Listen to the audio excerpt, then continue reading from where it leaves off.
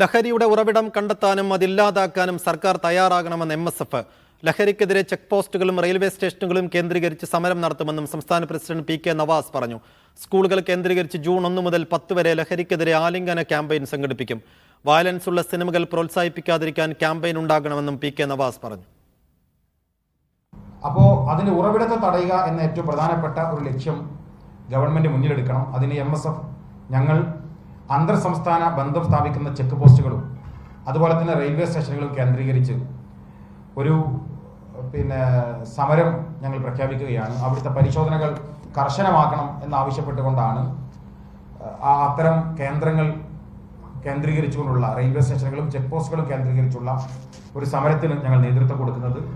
അധ്യയന വർഷത്തിന്റെ ആരംഭത്തിൽ ജൂൺ മാസം 1-ാം തീയതി മുതൽ 10-ാം തീയതി വരെ സ്നേഹവും കാരുണ്യവും ആർദ്രതയും ഉയർത്തിപ്പിടിച്ചുകൊണ്ട് വിദ്യാർത്ഥികൾ പരസ്പരം ആലിംഗനം ചെയ്യുന്ന ഒരു സ്നേഹം കൈമാറുന്ന രൂപത്തിലേക്ക് ഒരു ആലിംഗന ക്യാമ്പയിൻ ഞങ്ങൾ അവിടെ ആരംഭിക്കുകയാണ്.